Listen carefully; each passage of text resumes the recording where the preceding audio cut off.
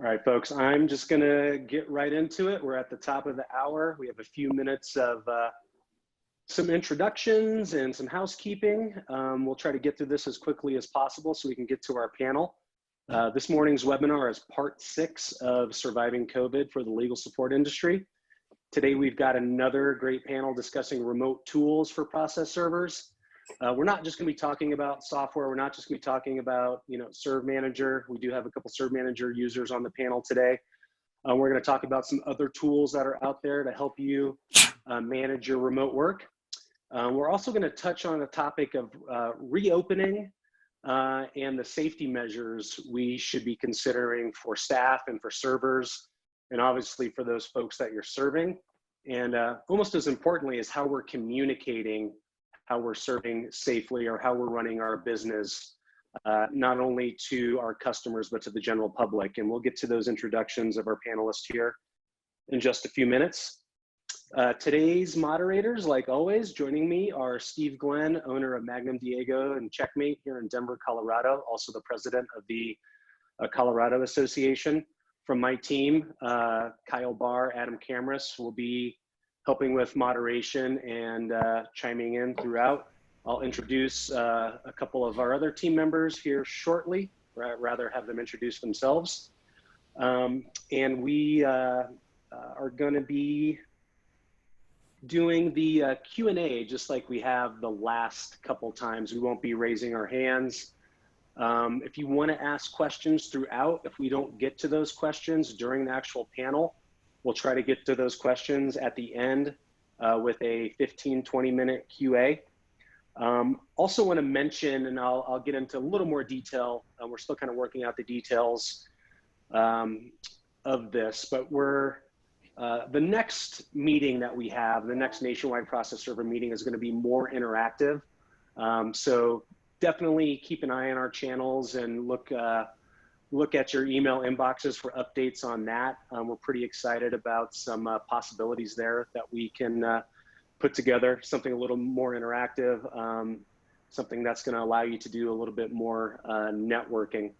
Again, Steve is going to give us a little bit of an overview of what's going on out in the world as it relates to COVID and relief. I think I went through all the Q&A, asked those along the way. Again, like last time, we're going to send everyone over to the Slack channel for an AMA. If you're not part of the Slack channel yet, it is definitely proving to be a great forum for our community, gaining a lot of momentum and becoming very interactive to chat with your colleagues, not only across the nation, but in your state-specific channels. So if you're not in that Slack channel yet, please head over to sopslack.com to register and then join the AMA channel once you get registered there. We did a couple poll questions last week, just asked a few questions. We asked if people had received their stimulus yet. You can see that only about 30% had, 70% had not. Just providing a little context of what's going on in our industries. And only 16% of those who had applied had received PPP. We'll talk a little bit about that here in a second. Just wanted to share that with you. We're going to hand it over to Steve for a couple minutes to talk about what he's seeing with some of the relief, as well as he's going to talk about what's going on with his business as we're seeing plans for reopening or relaxing the stay-at-home orders in a number of states. I just kind of scanned the news this morning and saw that all these states, Arkansas, Alaska, Georgia, et cetera, are at least looking at relaxing some of the stay-at-home stuff. Sounded like yesterday, Texas has a plan to reopen some of the more populous places like restaurants and theaters with some rules associated with that. And as I mentioned, the PPP opened back up, I believe it was yesterday, if I'm not mistaken. So Steve, with that said, why don't I hand it over to you for a few minutes, then we'll get into the panel. Okay, I just want to make a couple of disclaimers. We're not attorneys, we're not financial advisors, and we're not medical people. Just understand, we're just trying to give you guys information that will allow you to make some decisions and hopefully put you in a good situation for reopening and protecting your business. With that said, I just want to reiterate, always try and make your decisions based on safety first. When it comes to reopening and it comes to going and serving papers, you know, there's a lot of different things these guys are going to talk about, that what they did to prepare to open up and how they're protecting their software, their process servers, and we've actually done some of those things. I'm going to talk about stimulus first. Okay, if you haven't gotten your stimulus, then go to irs.gov, and then right there on about the third of the page over on the right hand side, it says get my money, get paid, or whatever it is. That link has been updated. Debbie and I haven't gotten our stimulus, but we changed it to our direct deposit as opposed to waiting on a check. So maybe that might speed it up for you. Also, just so you know that there's in the talks right now for another stimulus that may come out in regards to giving people $2,000. I mean, I'm not going to talk about all the ifs and ands and buts of that, but just understand it's a possible another stimulus coming out. In regards to the EIDL loan, I have been seeing people on the internet saying they got their money. Some of them didn't get the 10,000. Some of them got 7,000 and another 5,000 loan, whatever. But just so know that if you were in the pipeline for the EIDL, they're taking them as you apply. There's only $60 billion that that they allocated to that. So they're probably going to run out of money pretty fast. Also, in regards to the payroll protection plan, they did open that up yesterday at 10 o'clock in the morning. If you have not applied, or if you have applied, you should go to and apply in multiple locations. Use the smaller banks, because the larger banks like Academy, I've been telling everybody you should go to Academy Bank, because 10 days from the start to finish, they actually approved ours.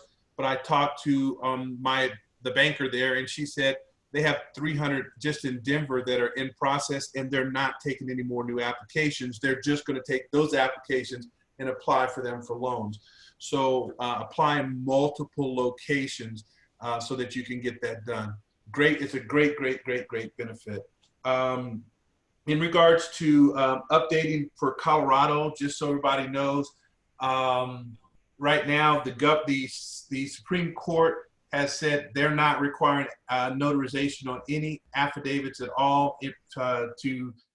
I say to you to go along with the social distancing.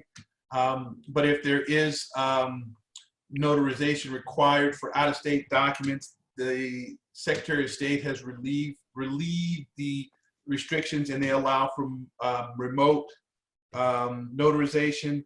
And then just one quick thing. We've been talking throughout all of these webinars in regards to what's going to happen when we come back. And we all talked about the possibility of there being this deluge of business coming back. Well, last Wednesday, we announced that we would be opening on Monday, and it started Wednesday afternoon, Thursday, Friday. We got them over the weekend. We got a ton of them yesterday. So these people were very happy that we were opening, and they were very happy. Some of them went elsewhere, but they said, we got 5 emails yesterday saying we went somewhere else because our attorney wanted to get it done. Whoa, my God, we didn't like them, and they're coming back. So get ready, be prepared. If you're not prepared, you better put in a lot of extra work now to make that happen, because service, not service and process, customer service is everything. And with that, I'll turn it over to you guys. Thanks, Steve. Let's get into our panel. I'm going to let the panelists introduce themselves in a little more detail, but on today's panel, we have a couple of the higher volume ServeManager users that are on our platform, Deahr and Bob Rusch. We also have a couple members of our product and support teams, Chad Jolly and Justin Jeffries. Chad and Justin will probably chime in throughout the panel and also share some recent updates later on in the presentation. As I mentioned earlier, there will be some specific conversations about ServeManager, how that facilitates remote work and social distancing, but we also want to get into other remote tools, and we really want to emphasize, the concepts and the ideas of creating a plan to reopen, plan to safely serve papers. So with that said, Deahr, let's get started. Tell us about yourself, your company, and a little bit about your background. Sure. My name is Deahr. I own HSPS Legal Services. We're based out of Iowa City. I started this company in 2013. And from there, I initially decided I wanted to have a statewide process service company and thought that that was going to be great. As was mentioned, customer service is everything. And I had a couple customers want me to move into Missouri because they were just otherwise unhappy with the service that they were receiving. Not so much the process service side, but just the customer service. They were happier with what we did. So in 2015, I believe it was, we moved into Missouri, and we've been there focusing, trying to grow and learn how to be multifaceted and covering 2 different states with different rule sets and try to be efficient.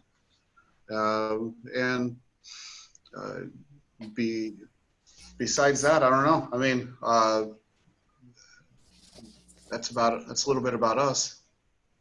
Cool. Bob, you want to go? Sure. Good morning, everybody. I am Bob Rusch. I'm the president of Windy City Process Serving here in Chicago.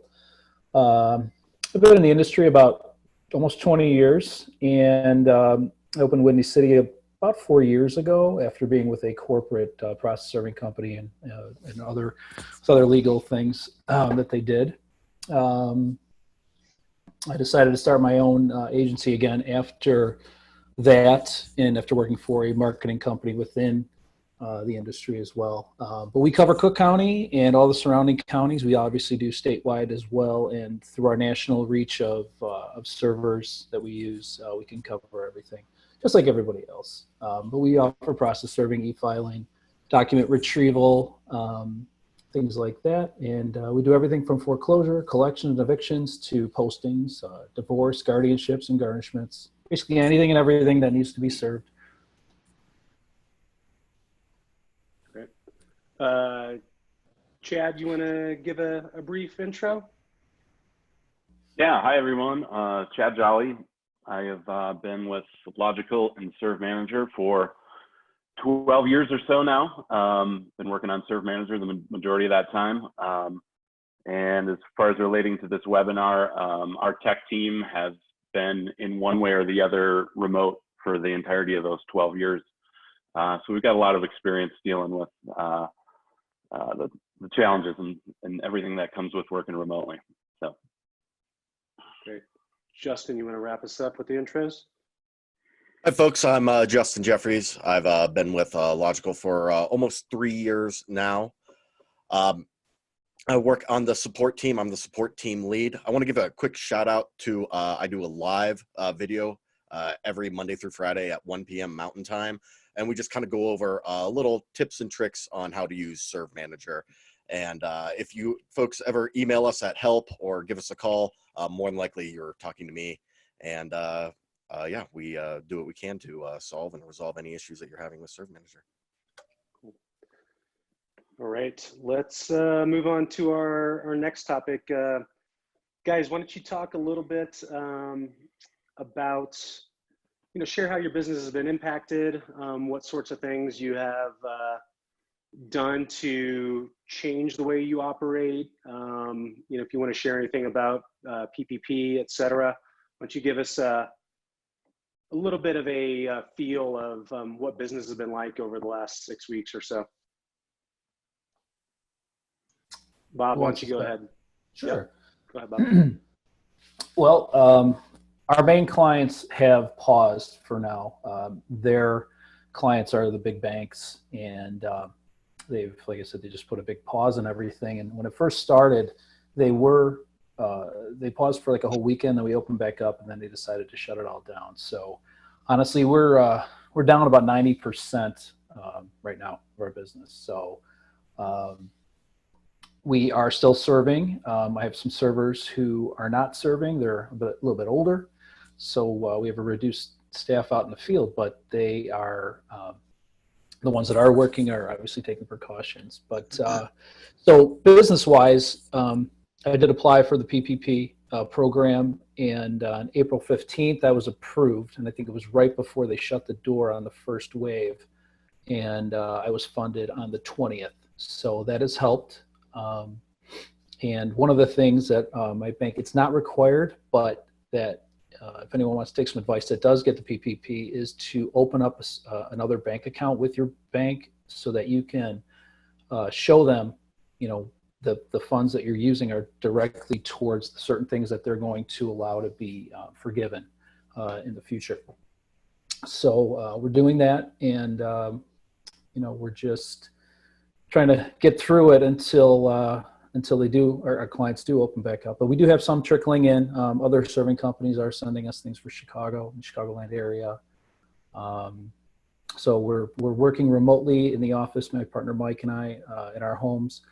We are visiting the office downtown here and there to get the mail and things like that. There's nobody there in our building. Some of our servers, obviously, or most of them, I think, if not all, are wearing masks and doing things differently.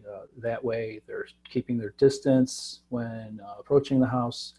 The way their workflow has changed probably is, they're being more precautious on who they're talking to. They're identifying like subjects at the house, whether it's through the window, through the door, things like that. Some people, they don't even care. They're just opening the door and accepting the paperwork, things like that. But we are telling our servers, obviously, to be safe, keep your distance, do what you have to do to get the papers done in a safe manner. And then record that as far as your notes, things like that. If there was something different about the serve than you would normally do by handing them the documents, or if you just left them at the doorstep, just so everything's honest and everybody knows how it happened, so that if it does come up in court in the future, here's how it was done, and I'm sure everybody would understand that. So that's a little summary of how we're getting it done right now. Yeah, thanks for sharing that, Bob. I think, as much as anything, perception is as important as safety right now. So, doing things like, making sure that you're keeping distance, and we're going to get into some other concepts and ideas that I think both you and Jared are going to share later, as well as some things that some other companies are doing to not only keep people safe, keep their customers safe, keep their recipients and staff safe, but also, try not to create a PR nightmare for us right now. But Jared, with that said, what sort of precautions are you guys taking? How have you guys been impacted? If you could just cover some of the same things that Bob shared, please. Yeah, much of what I'm going to say is going to mirror Bob. My business has similarly been impacted. We're probably going to be in the neighborhood of 25 to 30% of our normal volume at the end of this month. The difference there between what Bob has said and ours is likely that Illinois had an official lockdown order. Iowa did not, and Missouri implemented theirs much later as well.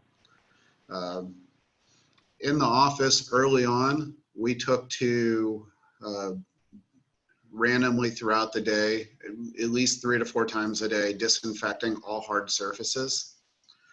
And as the Lysol wipes and different things became much harder to get, on the CDC website, I found that there are recommendations for the proper amount of bleach and water to put together so that you can still use that as a disinfectant. So we've been utilizing those tools. As things progressively got worse, we started to come up with plans for how to work remotely, which I know we'll talk a lot about later on in this webinar here. Servers in the field, I heavily encouraged them early on to maintain as much distance as necessary with the people that they're serving, including normally we request that they attempt to get a signature for delivery. That was one of the first things that we got rid of. we suggested to the servers that they never hand these documents directly to the defendants, but rather set them down, tell them what they've done, tell them where it's at, record all of this accurately on the affidavit. And, and that, among a few other things, are some of the things that we've done. Most important thing to remember is that this isn't going to be forever, but we do need to protect ourselves now while we do our work. Awesome. Thank you, Jared. I think we're going to go ahead and slide into our next topic more as it relates to managing remote work. And, you know, there will be some specific ServeManager examples here. So I think I'm going to let Justin hop in and kind of set the tone for a couple minutes and talk about collaboration and how that's managed within our platform. And kind of the cool thing that we have, you know, with the panelists today is, you know, these two companies do work with one another and send work back and forth through the platform, and they'll talk a little bit about that here in a minute. But Justin, you want to give us a quick background on collaboration and some other features? Absolutely. So working in support, I kind of have a unique insight of what everybody is going through and the different changes that people are making. Utilizing collaboration with inside of ServeManager has been a big change that a lot of people have been going for and striving after. Collaboration allows you to create one job inside of ServeManager and then save and share that same job with either a client or a collaborator or even both. Collaboration allows you to just have that one job entered and without the need of re-entering information or you know, playing telephone where somebody has to just recreate that job in another software. It's all created, it's all the same job. So really one of the big benefits of collaboration is that you have many eyes. I mean, of course, they're just they're people that you want to have looking at the job, but you have these eyes on the job. And you're essentially crowdsourcing corrections, you know, maybe if there's a typo, maybe if the information is wrong, but by having multiple people, having your clients, your collaborators, and your office staff being able to view those jobs and work on them and share those attempts really keeps the accuracy up. Now with collaboration, servers are able to enter in attempts and then in real time have that attempt information shared with you and your client. You can also invoice through collaboration and share other information such as notes and have all of that information just kind of located in one spot without digging through emails or things like that. Collaboration is definitely one of the most widely used features inside of ServeManager, and whenever anybody's looking to share information and you know, have an integration go seamlessly, we always recommend collaboration to folks. Great. Bob, I think I'm going to hand it over to you in a second and, you know, talk a little bit about, you know, how you use ServeManager. Have you started to do anything differently, or is it business as usual? You know, and really this isn't just a ServeManager conversation. If you're using any modern piece of software, this should be applicable. You should be able to communicate with your servers and your staff and your customers remotely and at a distance. But why don't you hop in and talk a little bit about how you're using your technology right now, Bob? Sure. So we've always had, obviously, a way for servers to communicate with the office regarding attempts and serves and notes and things like that. And yes, we use ServeManager. That's our tool that we use because when you have this collaboration, it's a quick, you know, seamless way to get information directly to your client. And one of the best parts about our collaboration is not only with our servers and our clients, but our clients can now send us jobs that they have, and it's been working great. So a lot of one of our biggest clients is sending work through the client portal of ServeManager, so that all we have to do is click a few buttons when we have that, and we have their documents, we have the case information, and it's ready to go to assign to our servers. So it's making it quick, seamless. It allows us to have a smaller staff to handle a larger amount of work because it is so much easier. We are the one thing about the software is that it's so easy to use that the learning curve is really reduced. to just a few things. And with the videos that are presented, if you ever need a refresher on something, you can go right to your to the website there and learn how to use it. But the great thing about the interaction with the client is they have everything at a moment's notice, whether it's documents, notes, affidavits, invoices.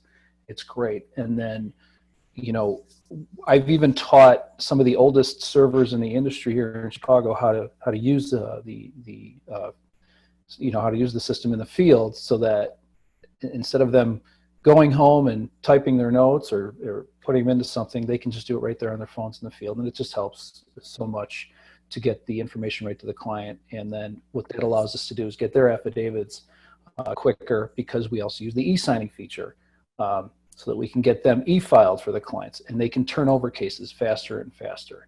So it's just so efficient to use for for process servers, process serving companies, and clients.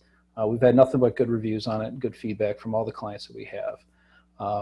And our process really hasn't changed since before this pandemic. You know, we were using it to all its capabilities in that sense. And so it's actually allowed us to transition to a more of a home-based business model right now, seamlessly. So it's just every efficiency that it affords us has been used. And, you know, it's also a great tool, no matter what software you use, but it's also a great tool for the mom and pop, one person, two person serving company to a large firm that has, you know, 50, 100 employees, something like that, it really can be that versatile for them. And it works the same in that sense, and everybody's happy on the back end. So I know, Jared, we collaborate on jobs, and we get updates from you, you get updates from us, things like that. So it's just seamless across multiple companies as well. So hopefully that answered your question. Yeah, Jared, did you want to, I know Justin wants to chime in too. Justin, you want to chime in real quick before I transition to Jared? Yeah, Bob brought up a really good point, and that's training people on the software and having that learning curve. You'll want a software that is easy to learn. I know that a lot of people have gone through a lot of staffing changes, you know, during this crisis. So when you're going back and you're gearing up for this rush that's coming, you want to have software that you A, understand how to use, and you B, understand the value of it, and C, is easy to train others on. So Bob brought up a really good point of just making sure that whatever remote solutions that you're looking for, that you're able to pass on to that information, and that you're able to make it fluid for your employees to learn as well. Great. Jared, go for it. Okay. So one of the things that I've been doing all along is we're consistently looking for ways to be more efficient. So when this pandemic hit, our transition to being able to work remotely ended up being a little bit easier than I anticipated it would be, because we had already looked and found all these efficiencies. ServeManager has afforded us the ability over the years to be able to grow with it. You know, when I started the business, it was myself and one employee, and we were working in my basement. And now we have 80 independent contractors that we work with in our 2 states, and I have 13 employees when there is no pandemic going on.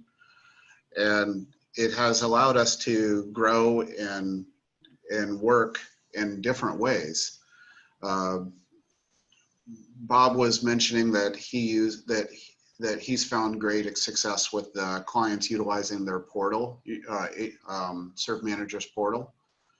We have found great success in working on the technology side, and ServeManager has allowed us to use their API, which is basically kind of a backdoor through ServeManager, so that we can push data into our system with a push of a button. And that's a different tool that we've been able to utilize. We first started out having clients help us using their portal, and then as we gained some high volume clients, it was easy for us just to say, well, in a push of a button using ServeManager, we were able to import 100 jobs in about 3 or 4 minutes and have all their documents already attached. That took a little work on our side as well, but ServeManager afforded us that ability by allowing us to use their API. It's a very easy program, ServeManager has been, and it allows me a lot of management tools. If I have staff working remotely, it's pretty easy for me to be able to see what they are and are not doing if they're not getting their work done. The process servers in the field, since we're essentially collaborating with them, it allows my clients to see exactly what they're doing. So all of that has been very nice. When we add our FTP site and our VPN into our server, we've been able to effectively be able to work remotely pretty seamlessly, other than coming to the office to make sure mail's picked up and anything that must be sent back in an original form is done so. We've been able to turn it almost into a home business as needed. Do either of you feel like your business is going to change in that regard in the future? Do you see more working from home? Is that something, do you think there'll be any byproducts of what we're going through right now? I do. It allows me the ability, I think, to, when I'm looking for an employee, I don't have to only look in my local general area. If I have the ability to have an employee telecommute that I wouldn't otherwise be able to hire, it's kind of opened my eyes to that ability. Mm-hmm. Yeah. The technology has always been there to work remotely from your phone. You can answer questions, see all your jobs and things like that from your phone. But yeah, it does give you the ability to kind of use other people who may not be able to come to your office. But as we're all learning from this pandemic, your home office is not always conducive to to being most productive. I know my 4 office mates that are 12 years old and under, it's just a little more difficult to get a lot more done here. So, heading into an office does have its strengths, obviously, during this. But yeah, to be able to work remotely and get everything done the same way, seamlessly, electronically, a good software allows you to do that. So, great. Steve, I know you have a lot of experience with not only our product, but a number of others out there, and working with tools that enable you to work remote. Do you have any additional comments on this topic, or do you see any potential trends or anything changing in your business down the road? Anything that maybe a precedent has been set here? And you're muted, by the way. So one of the big things for us when we moved back to, moved home to work, when we shut down our business, was the ability to use our own office phones and just have them transferred to the home. We did that through Comcast, and we already had that portal set up. So basically, like, if I had a call come in now, I could answer it, or I could transfer it to any of the extensions that are of my staff that are at the office now. Other than that, make sure when you're working in your email and things like that, that you're tagging stuff you're working on so that people aren't duplicating work. Great, thank you. I think Justin has some comments wrapping up this topic, and then we're gonna hand this one over to Chad and maybe talk about some of the other tools that we can be using to work with our customers and our servers. Well, just going back on collaboration, one thing that wasn't mentioned is the ServeManager directory. So instead of establishing a relationship beforehand, and knowing somebody and meeting them in person. You can actually just go inside of ServeManager and go into the directory where you can find other ServeManager users, and you can search by area, and you can find another ServeManager user and easily collaborate with them, share jobs instantly, just directly from the directory by finding somebody there and then finding a location. So you're actually able to use ServeManager to assign jobs and contract out work across the nation, and honestly, even internationally as well. Chad, you want to jump into some of the other tools that we might be considering?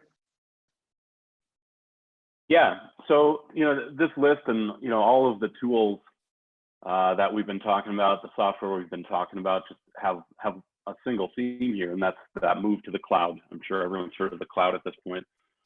And basically, that means having a centralized server that you don't have to worry about. It's sitting in Amazon's warehouses somewhere, or in Microsoft or Google's, and that physical computer is no longer a requirement. And all of these tools are built on that, ServeManager included.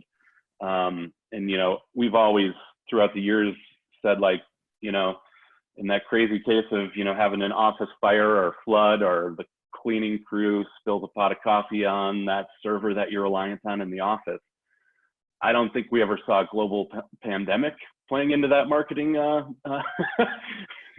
message, but here we are. This is in a super extreme example of how beneficial all of this cloud software is, and moving away from having that centralized server in the office, not to mention just the pain of having physical infrastructure that's just not required anymore.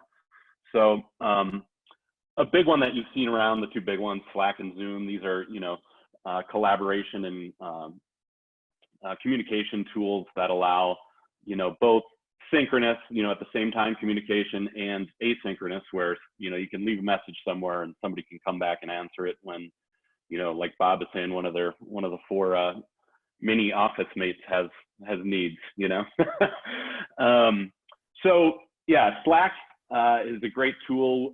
There's numerous out there that are pretty prevalent. Basecamp is another one, which allows these kind of project management, communication, all bundled into one central place. And ServeManager is fairly similar in that respect, that as opposed to, say, email, everyone can log in and see the same thing. And that kind of goes for the Slack and the Basecamp type project management tools out there. Zoom is a pretty obvious one. I'm sure everyone, we're on a Zoom call right now. This one is, you've got your Zooms and your Skypes and your Microsoft Teams out there that all facilitate this communication and by video, which has been super nice for everyone that's cooped up at home, seeing your coworkers, seeing your family, stuff like that. And then, the Google Docs and the Dropboxes, those follow this same pattern of eliminating that physical hardware right now. If you're still having to remote into the office or head down to get certain files, now's the time to rethink, even just that last little part of your infrastructure that is kind of hanging around in the office that doesn't need to be. Google Docs and Dropbox all facilitate this centralized in the cloud, storing your files. Most of them, Google Docs and Dropbox, they all have free versions of this stuff. I think every tool on here has some form of a free version. Makes it super easy to just dip your toes in and see what could work for your team. Steve hit a great bullet point here that I hadn't thought about before, and that is having your phone system be remote as well. If you're still reliant on that hardwired phone in the office, those days have passed as well. There's VoIP phones are there, voice over IP phones, where you can be anywhere and still have your phone system running. So Steve, that was a great bullet point. And another thing that, if you've got downtime right now, something to look into. I think most of the cable and DSL providers have options out there. There's also a ton of other VoIP, like Vonage is one I believe we use in some way. That phone infrastructure is something to think about right now too. And then on the kind of more tech side, if you do still need to get onto your office network, there are tools out there like VPNs, and that's a virtual private network. And tools like this allow you to basically be on the same network as the office without physically being there. So if there is a server in your office that you still need to gain access to, there's a number of tools out there that allow you to pull this off. This one probably would have had to have been set up previously for it to be effective. Right now, this one, the VPN has a much higher learning curve than any of these other ones, but it's a great tool if you do need to get onto that office network for whatever reason. You can even print remotely, start a print job from home and show up in the office and go physically grab it with something like a VPN. But that one is a little tougher on the tech side to pull off, but there's a ton of resources out there for stuff like that. Yeah, I don't know, Trent, that's about what we got there. I don't know if I missed any bullet points. Oh, you know what? Let's talk about tools that have APIs. And I don't know if we have another slide coming up here on that. We don't have a slide, but if you want to talk about it for a minute or so. Okay, yeah, real quick, APIs are just tools that allow two software programs to talk to each other at a high level. So that you can eliminate, human data entry like Jared was talking about, or say something happens in ServeManager and we want something to happen in Gmail. There's tools out there that build on top of these APIs. One of them is Zapier, and this is something we push pretty hard over here at ServeManager and Logical and use a ton internally. So APIs and Zapier, definitely something to keep an eye on and investigate right now too. Jared went as far as building his own program on top of our API, which is another option for any tools out there that say they have APIs. If you have programming experience or a programmer in-house, or right now is a pretty good time to probably find a remote programmer to help you out with some of this API stuff that definitely afford you a bunch of efficiencies and helps during these times when we're all remote. Awesome. Thanks, Chet. We are going to transition to the next topic. I want to save, I know that there's a lot of questions that have rolled through the Q&A. I want to save a little bit of time for that. So maybe we can knock this next topic out in about 5 minutes or so. But I'm sharing a screen grab here from ABC Legal and what their team has put together.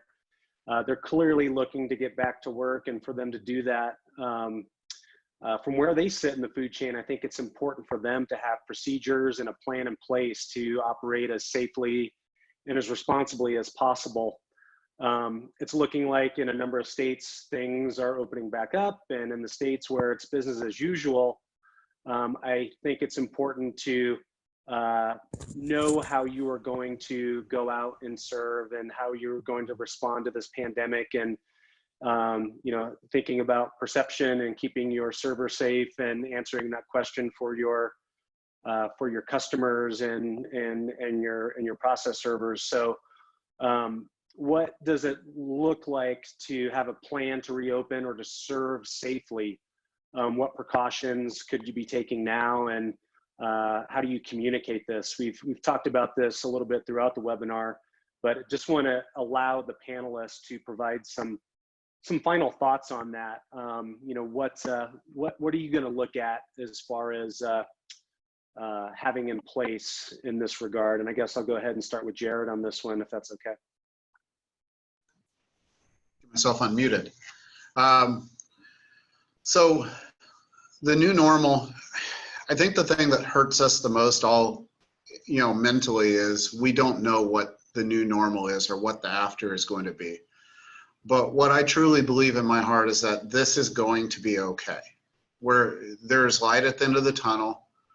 We will all recover. This will be okay. And right now, we just need to focus on, there are some simple things that we can do to still live our lives, yet at the same time do so with regard to having proper precautions. With regard to process service, some of the things that we do is we're just very cognizant about cross-contamination. If you touch a door handle that someone's touching, often going in and out of the building, that door handle should be sanitized from time to time, and you should wash your hands. Lysol wipes or, you know, a Clorox bleach solution. That solution percentage I found on the CDC website. Those are some things that we can do in order to, whether it be it out in the field or in the office, in order to maintain our health while still performing our business. I have all my process servers that I use. They've all received my recommendations that, you know, in-hand handoffs don't need to happen. It can be sat down, knock on the door, step 6 feet back, tell them what's going on, tell the person where you can find the documents at, record that that's what happened. A couple of the attorneys that I work for have specifically given direction that they are okay if a defendant wishes to be served through a closed door. That is something that I wouldn't do without those attorneys' express permission, because laws vary and, you know, policies for different attorneys vary, but things are going to be okay. I don't believe that this is going to last too long. And even if it does, I believe that we can be smart and overcome the obstacles that are in front of us. Thanks, Jared. Go ahead, Bob. Sure. Well, I echo Jared's comments about safety out in the field, safety in your office going forward, things like that. I think preparing for the after, as far as workflow, having the right software to handle the flow of work that you might receive as a server. You also might be getting more work because another server may have not survived this. So just be prepared that way. During this whole downtime, maybe educate your clients about your software, whether it's ServeManager or whatnot, and about its functionality for them, so that when work does start to flow again, that it could be more seamless for them and you. And then getting them to use it for case entry. It really made a difference for one of our eviction clients. They just send it and we get an email, a pop-up that says, okay, more work, and you know, out it goes. A plan to reopen, you know, just added safety measures and keeping your servers in the field educated about what's going on if it's in your state. One of the pieces of advice I think to give everybody is check your state's rules about reopening. I know in Illinois, it's obviously we're still closed, but the newest order is that if you're going to be coming within 6 feet of somebody, you have to have a mask on. It's not required if you go outside 24/7, but if you are going to be within 6 feet of somebody, you have to wear a mask. That is an order, a new order. So check your state's orders about that. And then tools to get in place. Educate yourself while it's slow now, and find a good software like ServeManager. You know, learn more about the apps that collaborate with the software to make your life easier. And then build yourself a better website. If you don't have one, get one. To make yourself more visible and user-friendly when the cases do start flowing in, because as Steve said, when the first reopened, he got hit pretty hard. So you want to make sure you're prepared for that. So the new normal, I think we've learned a new normal at home. I think if this does happen again, a second wave, we're probably better prepared for it in that sense. But you know, in Illinois, this is an essential business. Court cases, work. Service of process, you know, it still goes on, you know, for the future. So just hopefully those bits of advice can help somebody out there. Thanks, Bob. We're going to get to questions in a second. I think, Adam, maybe you have some additional bullets in this regard, preparing, yeah, you know. Yeah, sure. Sorry, Trent, I guess I cut you off there a little bit. It's sort of just echoing what everyone said, but also specifically Steve and Bob about using this time wisely.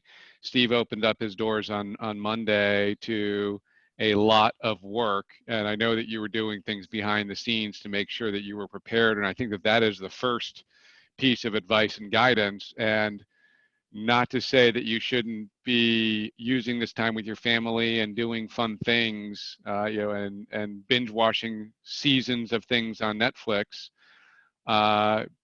because if that's important to you, you should. However, you should also use this as a time to really focus on your business and do some housekeeping, clean up, get organized, look at new tools and technology. The world has changed. Has your business? And if not, what are you doing? And I'm not saying just use ServeManager, but everybody should be using technology and tools that improve your efficiency. They're all there. There's so much there to help you run a better, more efficient business, a business that you can run from anywhere in the world. And this time should be used to do that exploration. I said this in prior webinars about mystery shop your business and find out, how you are doing and how are you performing. And Steve mentioned answering your phones. Respect those relationships. Same thing with Jared as well. And I know Bob stands for this, like customer service. You are in the business of providing a great customer service experience. One thing Bob mentioned, the next wave. We have no idea. Is this going to come again in the fall? And and to what extent are the courts going to be able to handle and navigate this? And are we all going to be able to stay safe? Those are still unknown questions that we don't know the answer to. I can tell you the advice that we're getting from very, very smart people that are running large and really successful organizations, and that is preserve your cash. Get your cash in the door, preserve it, make sure that you're using it efficiently and effectively. One thing that we didn't talk about today, which I've heard from a number of our ServeManager users, that this has been a savior for them, is the payments feature, the ability to invoice and have a client who, chances are their law firm is working remote. They may not have their checks at home and the ability to write a check remotely. Right now in ServeManager, it takes literally 5 seconds to send out an invoice and get paid with a credit card. You have it instantaneously. And for those of you that don't have that functionality of being able to do that, when in an environment where cash is king and so important, that is definitely something that you want to make sure that you have the ability to really make it easier for your clients to pay you, because nothing is more important right now than getting their money in the door. And I assure you, just like we've all done with some of our partners, and we've been maybe slow to pay. Now is the time, because they have no excuse to say the check's in the mail anymore. When you're giving them an invoice and the ability to put that credit card in there right in front, right in front of them, you're going to know immediately, and you're going to make it easy and reduce the friction for them to pay you, which is something that not only now but always you should be mindful about your receivables, because unless you got your clients on billing, that really shouldn't exist. That you should be getting those payments as quickly as possible and as seamlessly. So that's a big long talk about that and getting prepared, but I think that everybody that's here on this panel we can all do more to improve our efficiency and workflow. If I can add one quick thing to that as well, Adam, about accepting credit card payments, which I do. I was recently the victim of check fraud through Deluxe e-checks. Through no fault of mine, I used Deluxe to send an e-check to a vendor, and somewhere along the line, about a little less than a month later, I had that same check number presented to my bank for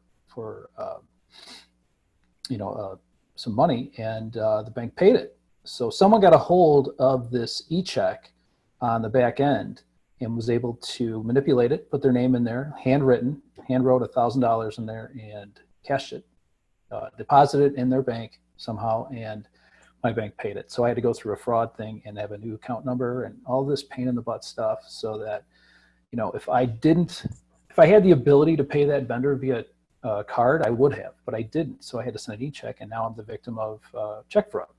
So I'm very selective about using e-checks now for anything, and don't want to pay anybody with an e-check anymore because of that. So having Stripe or some other provider for credit card payments is this is another safety feature as well. Thanks, Adam. Thanks, Bob, for sharing that as well. We have a few minutes for some questions. Steve, I know you've been looking at some of those questions, and they're kind of all over the board. They're ServeManager questions, there's PPP questions, there's any questions that are standing out to you or anyone else on the panel right now? I have three questions that I put and told I would ask live. The ServeManager questions, we're going to probably refer to Chad and to Justin after the meeting, I would think. Yep. We can go to there's in the Slack channel, there's a ServeManager channel, or you can just email help@servemanager.com. We can answer those questions that way. But Steve, go ahead with the questions. Okay, I just have 4 real quick. Now I had another one we just added. Have there been any discussion about the potential liability for servers, independent contractors, employee that come down with the COVID? I'm going to say this. I think that question is probably best answered by an attorney. There's so many things that go along with that, because how can someone prove where they got the virus? You know what I'm saying? But there has been, for my business, consideration of whether we were transmitting or whether my server got sick while he was working. I talked to our workers' comp people, and they said that they would cover them if they got sick, and they said it was due to work. But now that's our worker comp, not necessarily the ones that you have. Another question was, it was to ServeManager again, but I think that this one is important. I'm going to read the question. No, this isn't the one that was for ServeManager, but what suggestions do the panel or business owners have for independent contractors or process servers that would like to obtain new work and grow their own business? Some servers have established work already with national companies and that already have their own software to manage the workload and proof of service. What I would say, and then I'll kind of ask Bob and Jarrett this question, but what I would say as a business owner, if you're local, you should call me. If you're local, you should call process server companies that are local. People who send out mass work across the country, the ABC Legals. I don't know if Bob or Jarrett does send out a lot of work across the country. You can contact them. There's nothing wrong with coming up to a person or calling a person and being respectful and asking them if they have any work in your area. Bob, we'll go with you first. Yeah, Steve, absolutely. We send work weekly all across the country because one of our big foreclosure clients sends work everywhere. And we're always looking for a good server in a certain area. And also join your state association. It's one way to meet people, get your name out there. Join the National Association. Join ServeNow. Spend a few dollars. It's over the long term, you'll make that money up right away. So just get yourself noticed in that sense. Jarrett, thanks, Bob. Actually, really good timing on this. Yesterday, I received a phone call from someone that was trying to solicit their services to my company. And it was well received. They were going through the court systems trying to figure out who's filing. They were looking for ways to try to pick up more work. And I actually take it, I think that that's a good quality in a good process server, somebody that is willing to make that phone call, introduce themselves, and directly ask for that work. If you can't do that, it's difficult for you to probably do the job successfully anyways. So it was well received. I'm putting that person through our compliance procedures right now so that we can get them going when this is all said and done. So my advice, if you're looking for more work, figure out who's filing and or what company has a lot of that work, and just call them, solicit yourself to them. It'll be well received. Exactly. People like Bob and Jarrett, myself, as business owners, we're just normal, common people, and we just want to be approached in a respectful way. And it goes a long way, like Jarrett said. Here's another question. I think Adam has a comment on that real quick, Steve. Yeah, no, quick one. So the person that asked that question, we had 4 of the largest companies in the country on last week's panel. You can listen to that one. Most of these companies have application forms where you can apply to be an affiliate or part of their network, and you can do that. And the other thing is, within ServeManager, as Justin mentioned, we have a directory in there that is a good way to get work. I would imagine for Bob and those other ServeManager users, it certainly is easier for them to send work. I mean, they can easily send work to anybody, but if you're already a ServeManager user, that's a big bonus, I would imagine, for a lot of our ServeManager users. Yep. Next question, and this will be, and then I'll have a question about PPP. And this was directed to ServeManager, but I think it's important. I'm going to answer the question, and then we'll let the ServeManager people respond to it. Does ServeManager have a recommended or suggested industry pricing models by state for process servers or business owners for services? I see this question asked frequently on process server social medias. First of all, from my business standpoint, if you're here in Colorado and you want to know what I charge, I'll give you my prices. I'm not afraid. I have nothing to hide. However, from the association standpoint, as the president and founder of the association, we don't talk about pricing. And the reason being is because there are federal laws against colluding to price fix. So everybody has to be real careful when it comes down to talking about sharing or providing models for service, because that could create an issue for associations or for a company like ServeManager. So basically, if you wanted to find out what someone's pricing is in different areas, there's a lot of ways to do it.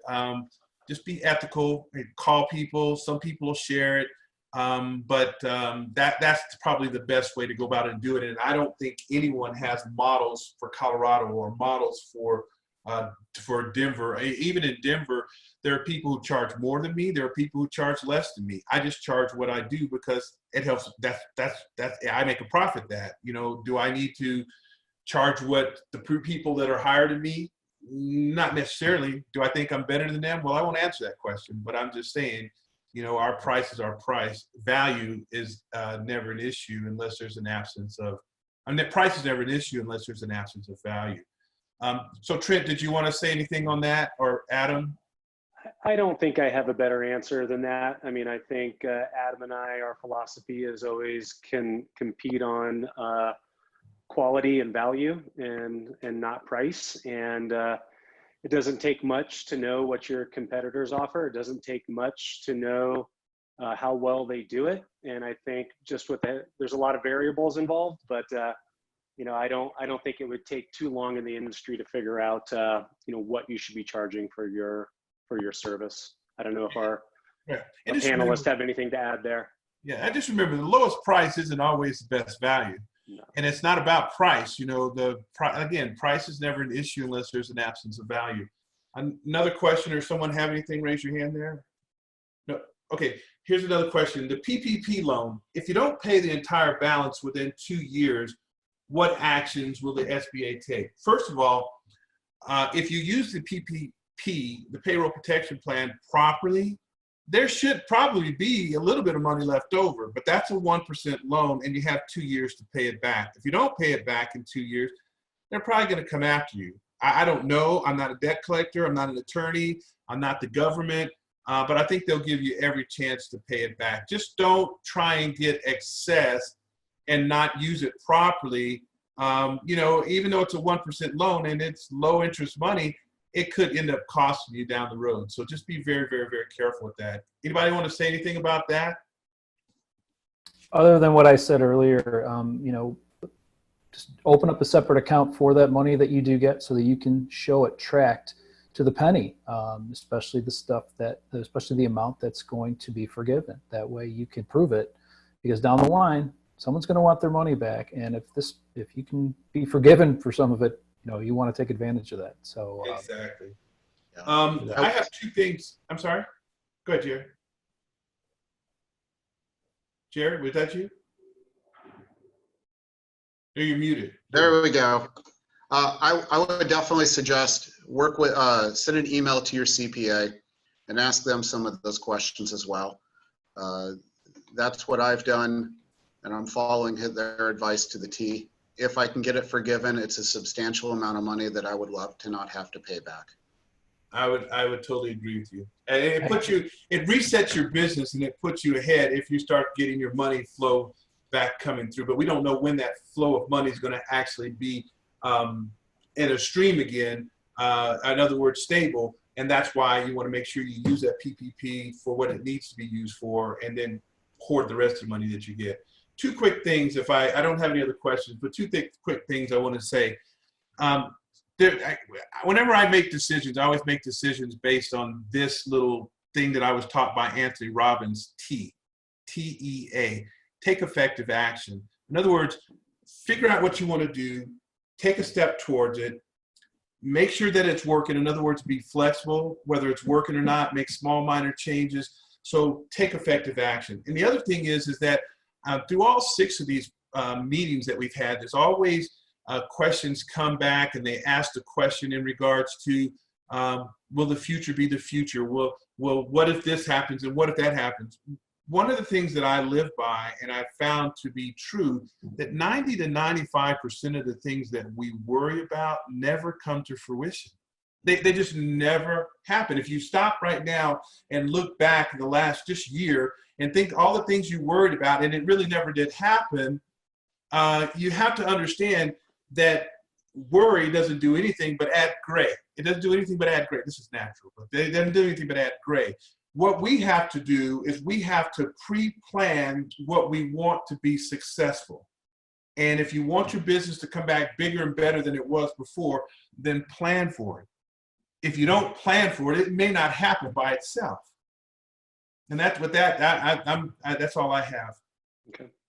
I'm going to give our panelists a chance to provide any parting thoughts, and I'll take this moment to thank them very much for their time. Very much appreciated. I just want to get through a couple last minute bullet points. Everyone, if you want to keep chatting with our panelists, or if you have specific ServeManager questions, head over to Slack. Either go to the AMA channel. If you have ServeManager kind of nitty gritty questions, go over to the ServeManager channel there. If you have ServeManager questions, you can also email us at help@servemanager.com. But if you want to keep chatting with our panelists for the few minutes that they have left, please head over to Slack. I don't think I need to go over that. I just do want to make one announcement. We are going to take a break for about a week. We're not going to do anything next Tuesday. I think we have some collective webinar fatigue right now, but we do have some pretty cool things planned for May 12th. So if you answered yes, save me a seat on the May 12th meeting, we will definitely make sure that we reach out to you. We're certainly going to email everyone who's been registered for these webinars and who we've invited to these webinars in the past. It sounds like there will be some limited seating there. We're going to figure out in the next few days how you can get registered and participate in that. But I think it's going to be pretty exciting. So I highly encourage you to stay tuned as far as what we're doing on May 12th there. But again, head over to the AMA channel or the Slack channel if you have more questions for our panelists. But I'm going to give everyone on the webinar kind of a minute or two for final thoughts. Bob, do you want to go first? Sure, why not? Well, thanks again for having me, you guys. You know, being in the industry for almost 20 years, I've seen it evolve into something that is, you know, can be more highly efficient like it is now. Obviously, our pandemic is something I haven't seen in this 20 years, but you know, just stay safe, stay informed. Look for software out there if you're not using any, and if you are, just find a way to be more efficient and you know, help each other out. If you can't do something, find somebody for that client that can, and vice versa. And just be cool to everybody. Protect yourself, like I said, financially as well, and heed the advice of everybody on this panel, of your peers, your colleagues, and your family. And take care and be safe. And thanks again. Great. Jared, any parting thoughts from you? Well, thank you for having me. I encourage everyone, stay positive. Look at this as an opportunity to try to find a way to better yourself. You know, be safe while you're out there. try to live your life as responsibly as you can, given what we're living through here. And, you know, just keep your head up. We'll all get through this. Thanks a lot, guys. I really appreciate your time. Unless Adam, Steve, Chad, or Justin have any final thoughts, I think we can wrap it up and head over to Slack. Just be safe, guys. I'm going out serving, so I won't be on AMA, but anybody needs to hit me up on the phone or an email. Appreciate it. Sounds great. You stay safe, Steve, and we'll talk to you all soon. Thanks to everyone who was out there. We had the cumulative registrations of all these eclipsed over 1,000. I think it was 1,025 when I looked this morning. So says a lot about our industry coming together to help each other out right now. But we'll see you over at Slack. If we don't see you at Slack, hope to see you guys on May 12th, and keep your eyes out for more information on that. Don't want to miss it. Have a great day, everyone.